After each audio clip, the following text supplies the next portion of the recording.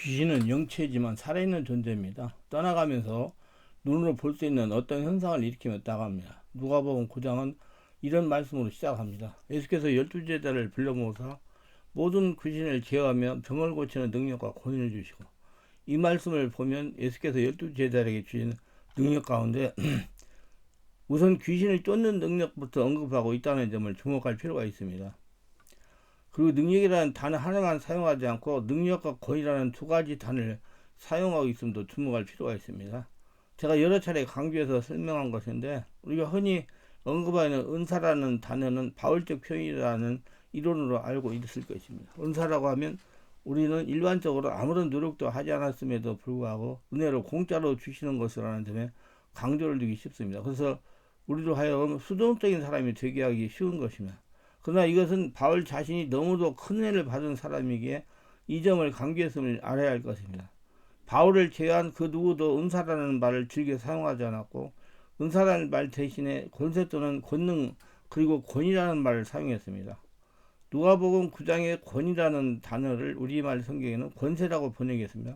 이 권세는 하나님의 아들이 된 그리스도인에게 주어지는 신적인 권능을 의미하는 것입니다. 따라서 귀신을 쫓아내는 능력은 누가 입장에서의 권세인 것입니다. 이는 그렇게 해서 자신 가지신 그 권세와 전혀 다르지 않음을 지적하고 있습니다.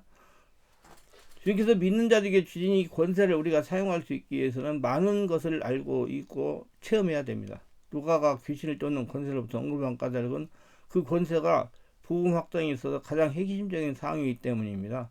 즉 마귀의 나라를 멸하고 하나님 나라를 세우기 위해서는 반드시 귀신을 쫓아내야 하기 때문이다. 교적을 쫓아내는 일은 하나님 나라의 회복에 있어서 필수적이기에 우선 귀신을 쫓는 일부터 언급하고 있는 것입니다. 따라서 모든 권능이 다 소중하지만 그 가운데 귀신을 쫓는 권세는 더욱 중요하다고 생각했습니다.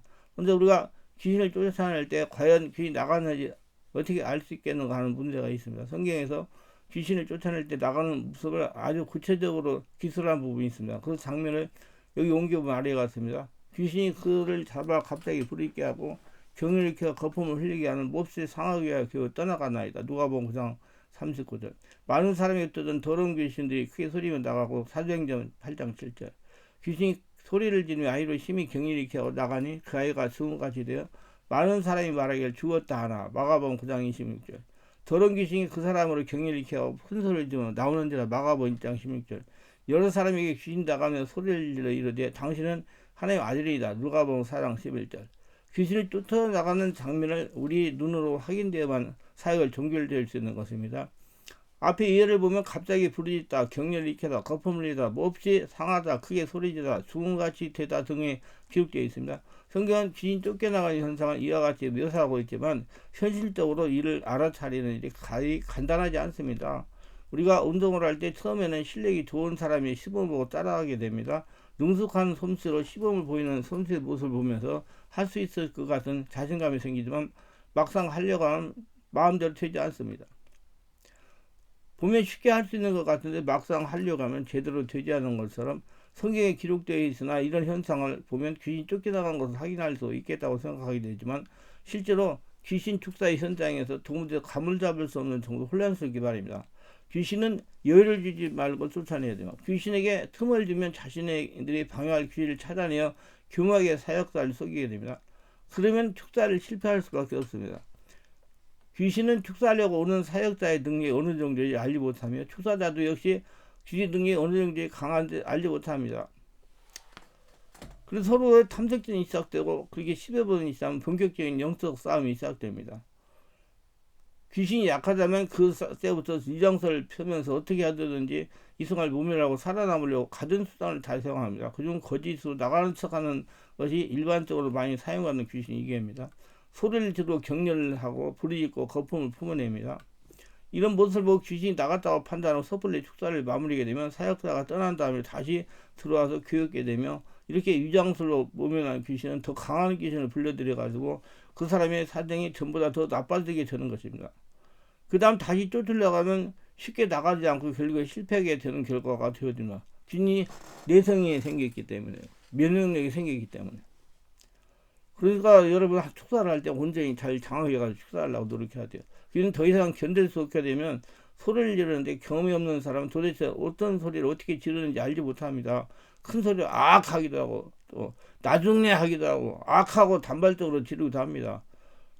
그리고 또 뭐 욕도 해. 야 이 새끼야 그러고 욕을 하기도 하고 때로는 끙 하고 신음하듯 하기도 하고 제발 이러지 마라 하면서 애원하듯 하기도 합니다. 어떤 경우에는 입을 악물고 얼굴이 일그러지면서 아무 소리도 내지 않는 경우도 있습니다. 이빨을 응응 물고 이런 모든 형태를 다 포함해 성경은 소리지면 다 간다고 서술하고 있습니다. 격리를 일으킨 거 몸을 부르르 떨듯 진동합니다. 억울한 일이 있으면 사람들은 몸을 떨고 흉악한 일을 목격하면 분노해서 사지를 떨지 않습니까? 그때처럼 부르르 떨자 여러 차례 몸을 떨 때 얼굴은 몹시 일그러지고 괴로워합니다. 상스만 떨기도 하고 온몸을 떨기도 합니다. 때로는 그 떠는 힘이 강해서 잡고 있던 사람들이 튕겨나가기도 합니다. 저는 잡는 것은 하지 않아요. 그럴 경우도 있단 말이죠. 사람들이 몰려가지고 막 잡으려고 그러는데 본인이 기도하게 하고 성령이 충만해지면 혼자도 얼마나 할 수 있어요. 그러니까 뭐 보조하는 사람이 옆에 있으면 좋겠죠. 그러나 잡는 거 그런 것은 좀 저는 상가하라고 저는 생각합니다. 성령이 집에 장악할 때까지 기다리면 돼요. 발작하면 성령이 집에 장악할 때까지 내두면 나중에 장악이 되면 축 늘어지게 돼 있어요. 그럼 그때 사역하면 됩니다. 인내력이 중요해요. 몸을 떨 때 강한 영적 진동이 일어나고 그 옆에 있는 사람들이 혼자 쓰러지거나 넘어지기도 합니다. 거품 흘리는 경우는 입에 찌들어도 하품을 하기도 하고 입속에는 음성을 토하기도 하고 거품이 일어나면서 썩은 냄새를 풍겨내기도 합니다. 고약한 냄새가 나옵니다. 입에 거품을 품듯이 부글부글 하지만 기침을 할 때 가래를 토해내듯 하는 경우도 있습니다. 이런 경우 역시 얼굴이 일그러지고 몸은 요동하며 경련을 입고 소리를 지르며 토해냅니다. 이 모든 행위가 복합적으로 동시에 일어나기도 하고 분리되어 일어나기도 합니다. 무엇이 몸을 상하게 하는 경우 숙사자는 조심하지 않으면 안 됩니다. 머리를 바닥에 꽁꽁 찍고 서로 핥히고 가진 자해를 하면서 눈동자를 쉽게 뒤집어지고 물건을 던지기도 합니다. 무릎을 강하게 갑자기 강하게 쿵쿵쿵 소리나게 부딪히게 할 소리가 나도 하고 자기 무릎끼리가 부딪히는 소리도 날 지경입니다. 흉기로 설치며 위협하기도 합니다. 씩씩거리며 분한 사람의 이성을 잃고 나타나는 것 같이 무척 위험합니다. 성경 몹시라는 단어로 이를 강조하고 있습니다. 귀신은 쫓겨나가지 않게 해서 사역사를 이와 같은 자유를 하면서 위협하는 것입니다. 이런 귀신이 상하게 하는 행위에 준익이 들면 축사는 실패하게 됩니다. 저는 그냥 그렇게 되면 가만 놔둬요. 계속 성령이 와서 강하게 더 강하게 해가지고 성령이 완전히 장악하면 충 들어져. 그때 사역하면 돼요. 그거 자꾸 놀래지 마세요. 그거 다 귀신이 지금 성령 역사가 일어나니까 대리배가 일어나는 현상이니까. 죽음같이 되는 경우 역시 사회자는 크게 놀라지 않을 수가 없습니다. 간혹 어설픈 축사들이 축사를 흉내내다가 사람을 죽이는 경우가 있지 않습니까? 이건 인간적인 방법을 동원하기 때문에 그래요. 그러나 성령이 지배하고 장악한 다음에 사역하면 이런 일이 일어나지 않아요. 그럼 본인이 기도를 해야 돼요. 환자가. 이런 사례 때문에 축사는 환자가 죽은 것처럼 되면 덜컥 겁을 먹게 됩니다. 축사자의 가장 위험한 것이 겁을 먹는 일이에요. 축사자가 겁을 먹는 귀신은 절대 나가지 않습니다. 그래서 담대해야 돼요. 그래서 축사자를 하여금 겁을 먹고 일찍 가려고 몸이 상하게 하거나 갑자기 죽은 것처럼 되고 소금스러운 사람은 깜빡깜빡하고 그래요. 죽은 것처럼 되어버린 모양을 겁먹고 축사를 더 이상 진행하려면 실패할 수가 있습니다. 조금만 기다리면 정상으로 돌아와요. 그러니까 좀 기다리셔요. 축사는 마무리가 고비예요. 99번째 귀신 항복할 때 나타나는 증상 이와 같은 현상들이 이런 완전히 축사가 되었다나 겁을 먹었다나 해서 축사를 섣불리 마무리하게 되면 다 죽이고 가던 게 기사형 해소해버리고 그렇게 되면 쫓아내기 매우 어려워집니다. 근데 이렇게 됐다고 완전히 떠나간 거 아니에요. 그렇기 때문에 계속 가기관리하고 계속 집중기도를 하고 안수기도 해야 돼요. 그러니까 제가 얼로와 검토에 이 집중기도를 하는 거예요. 그래야지 완전히 없어지지. 그렇지 않으면 자꾸 도로 현상이 생기고 그래요. 그래서 축사는 마무리가 중요합니다. 귀신이 모두 쫓겨나게 확인해야 하는데 우선 환자의 눈을 살펴야 됩니다. 귀신이 충만했을 눈조가 미친 사람 눈 같지만 귀신이 쫓겨나면 눈조가 맑아집니다. 초점이 흐리던 눈조에 선명한 초점이 생기고 맑아집니다. 근데 어느 정도가 맑은 눈이 설명할 수 없고 실제로 경험해야만 알 수 있는 거예요. 따라서 여러 차례 경험을 하게 되면 분별력이 생기게 됩니다. 근데 한 번 해가지고 되진 않아요. 그게 계속 해야 돼요. 지방 있는 분들이 한 번 와가지고 해고하려고 그러는데 해고 편안해졌다고 완전 생긴 게 아니라 계속 해가지고 자기한테서 성령의 권능이 넘쳐 흘러가지고 귀신이 다시 들어오지 못하는 상태까지 가야지 가서 제대로 신앙생활을 할 수가 있어요. 일기된 얼굴에 평안에 깃들게 되고 피가 맑아지죠. 그러나 이런 차이는 미묘하기 때문에 많은 경험이 필요합니다. 이 단계에서도 귀신을 이장할 수 있기 때문에 역시 면밀한 주의가 필요합니다. 초보 숙사자는 반드시 경험이 많은 노련한 tuk사에 곁에 배울 필요가 있어요.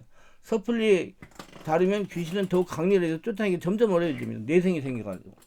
돌팔이 의사가 사람을 상하게 하듯이 경험에 미천한 사역자는 이를 더욱 강하게 만들어가지고 치유할 수 있는 소중한 길을 잃게 할 수도 있습니다. 저에게 도움을 청하는 귀신들의 환자들의 경우 이런 여러 타입의 경험한 자들이 많습니다. 그래서 다루기가 더 그렇게 힘이 듭니다. 그래서 그 사람들은 기도를 시켜가지고 오래 기다려야 돼요. 언제 장악할 때까지. 그래가지고 이제 장악하면 해야 되기 때문에 월화 금토에 계속해요. 이렇게 해야지 사람이 정상이 되더라고요. 그냥 한 번 했다고 되는 게 아니에요. 그럼 3일만 있으면 더러운 짓이 돼요. 그래서 그 다루기가 어리고 힘이 들어요. 그 귀신 축사가 그 쉬운 문제가 아니고 귀신이 들려가지고 고통받는 사람 정상으로 만드는 일이 이렇게 쉬운 문제가 아니에요. 고인도 의지를 가져야 되고 경험 사역자도 가족들도 의지를 가져야 돼요. 그럼 많이 경험을 해보면 경험 앞에서는 귀신도 어쩔 수 없어요. 강력한 성령의 도우심과 경험으로 무장되면 귀신은 쫓겨나기 마련입니다.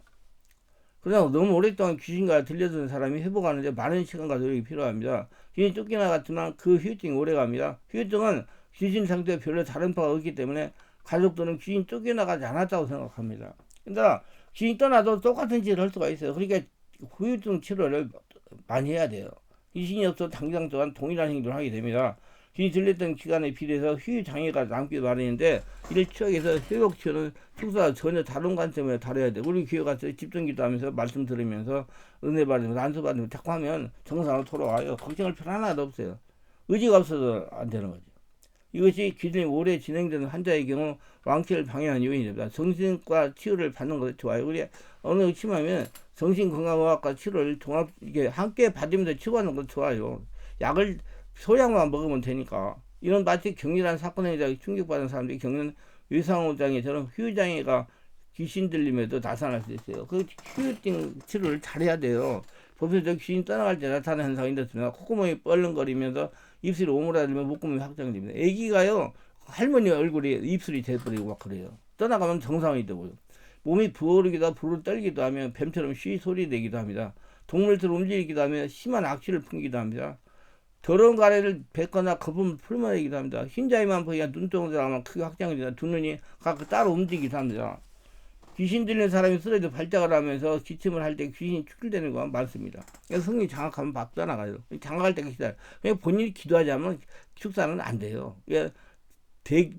한번 떠나보세요. 이렇게 하는 사람 안 돼요. 본인이 자꾸 달라들어서 기도하고 두려워하고 자꾸 숨을 쉬고 내품고 성령 역사가 자연히 일어나가지고 성령이 지배하는 그런 행동을 적극적으로 해야지 그 귀신 떠나가지 사역자가 뭐 그거 잡아가지고 능력 있다고 아이 사역자 탈진만 빠져요. 절대 그렇게 해야도 다시 돌아와요. 그러니까 항상 성령을 안에서 환자가 기도할 수 있는 조건을 마련해 줘야 돼요. 몸이 뒤틀리면 발작을 하기 시작해요. 조금 지나면 기침을 사람삼잖아. 근데 이렇게 떠나가면 쉬운 경우고요. 얼마나 고약한 놈들은 욕을 해야 되는지 몰라요. 막 아가씨가 막 저한테 막 이 새끼 저 새끼 개새끼 소새끼 말새끼 막 욕을 하거든요. 그래서 저는 아이고 이것이 나 성질 건드리려고 지금 하고 있네. 그래요. 그렇게 하면서 인내해야지 그걸 해결할 수가 있기 때문에.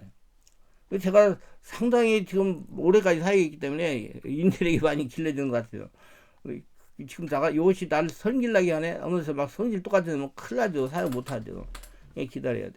어떤 분은 내가 말씀을 전할 때 뭐 좀 강력하게 싸납게 전한다고 하는 분도 있던데 저는 말씀 전하면서도 말씀을 듣는 분들의 귀신이 떠나가야 되기 때문에 성령이 충만하기 위해서 말씀을 전하지 무슨 분노에 차가지고 싸납게 말씀 전하는 일은 별로 없는 것 같아요. 그거 잘못 판단하고 그 안에 있는 귀신이 가르쳐준 것 같아요. 코를 골면서 자는 척하는 귀신도 있어요. 깜빡하고 혼선에서 빠져버리는 경우도 있고. 그럼 물어보면요, 입신 들어갔다고 그러거든요. 근데 이게 다 귀신 역사에 속이는 거. 나중에 귀신 떠나가면 그런 일이 안 일어나요. 이것도 여러 가지 크고 작은 여러 가지 특이한 육체적 현상이 막 일어나. 몸이 터뜨리고 턱이 돌아가고 막 악을 쓰고 방구를 뿡뿡 끼고 그냥 욕을 해대고 악을 쓰고 막 발작을 해요. 그러면 그럴 때는 사역자는 가만히 놔둬요. 성령이 하는 소리는 성령이 더 강력하게 사로잡아서 더 강하게 역사해서 그렇게만 하면 돼요.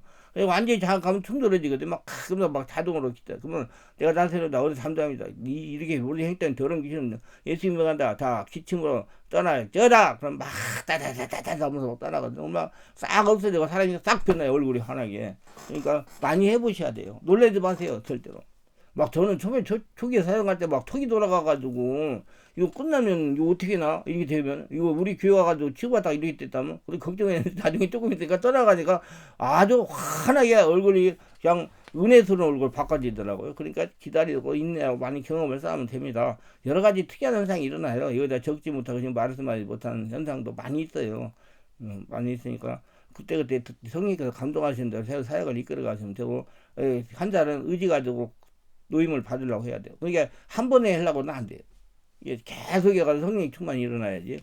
기도합니다. 오늘도 저희 설교를 끝까지 시청하신 분들 특별하게 구독, 좋아요, 알람 설정, 공유하신 분들 기억하시고 성령 세례받고 성령 영화로 영적 세계를 바르게 깨닫게 알게 하시고 더러운 귀신으로부터 자신을 보호하며 귀신을 쫓아내는 한명 군사가 되어가지고 평생 하나님의 동의하며 하나님의 성도로 살아가면서 하나님 복을 거둬들이며 살아가옵소서. 예수님의 이름으로 기도합니다. 아멘.